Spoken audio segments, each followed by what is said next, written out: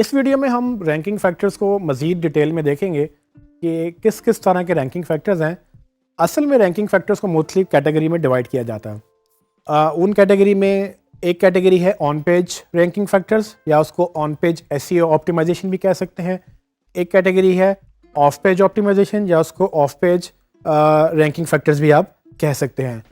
On page ranking factors वो factors होते हैं जिसमें आपकी वेबसाइट के ऊपर जो आपने इंफॉर्मेशन क्रिएट की है, जो इंफॉर्मेशन आप कंट्रोल कर सकते हैं, वो उस पर कुछ भी करने को ऑन पेज फैक्टर्स में कहलाता है। सो फॉर एग्जांपल, आपने वेबसाइट बनाई, आप उसका टाइटल आप लिखेंगे तो वो ऑन पेज फैक्टर है। आप उसका कंटेंट लिखेंगे, आप उस कंटेंट में इमेज डालेंगे, आप उस कंटेंट को ऑप्टिमाइज करेंगे, उसकी लैंग्वेज ठीक करेंगे, उसका लेआउट ठीक करेंगे।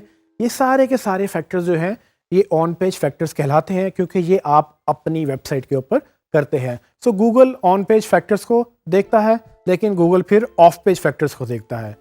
ऑफ पेज का मतलब ये है कि वो फैक्टर्स जो ऑफ द पेज हैं। ऑफ द पेज मतलब जो आपके पेज पर नहीं है। अगर वो आपके पेज पर नहीं है तो इसका मतलब कि वो किसी और के पेज पर है। सो ऑफ पेज में बेसिकली हम इसको अगर अंडरस्टैंड करें तो ये नॉर्मली लिंक बिल्डिंग भी कहलाती है। तो गूगल में एसईओ करने के लिए दो इंपॉर्टेंट जो पहलू हैं, वो एक तो ऑन पेज है कि ऑन पेज मतलब आप अपनी वेबसाइट में जो करते हैं वो आप कर सकते हैं, लेकिन साथ फिर आप ऑफ पेज भी करते हैं। वो पहलू जो आप अपनी वेबसाइट पे नहीं करते बल्कि वो किसी की वेबसाइट में करते हैं, और किसी की वेबसाइट में करने से मुराद यही है कि वो आप वहाँ से लिंक्स लेते हैं, और इस लिंक्स लेने को लिंक बिल्डिंग भी कहा जाता है। और आम तौर पर ये समझा जाता है, इसकी कोई रेफरेंस ख़ास नहीं है, लेकिन नॉर्मली ये माना जाता है कि ऑन पेज ऑप्टिमाइजेशन का तकरीबन एसईओ के अंदर 30% रोल है, जबकि ऑफ पेज ऑप्टिमाइजेशन का इसमें 70% रोल है। इसकी कोई गारंटी नहीं है, लेकिन अगर इम्पोर्टेंस वाइज देखा जाए तो ऑन पेज ऑप्टिमाइजेशन जो है वो एक दफ़ा हो जाती है।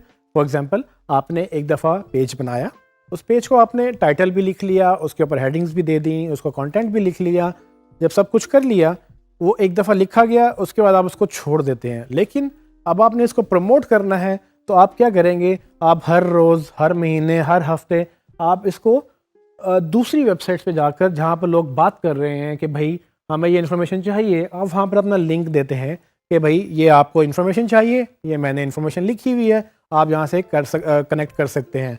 तो इसको बोलते हैं लिंक बिल्डिंग या ऑफ पेज ऑप्टिमाइजेशन, जिसमें आप एक्चुअली अपनी कंटेंट को कोशिश करते हैं कि कहीं से लिंक करें, और वो लिंक एथिकल होना चाहिए।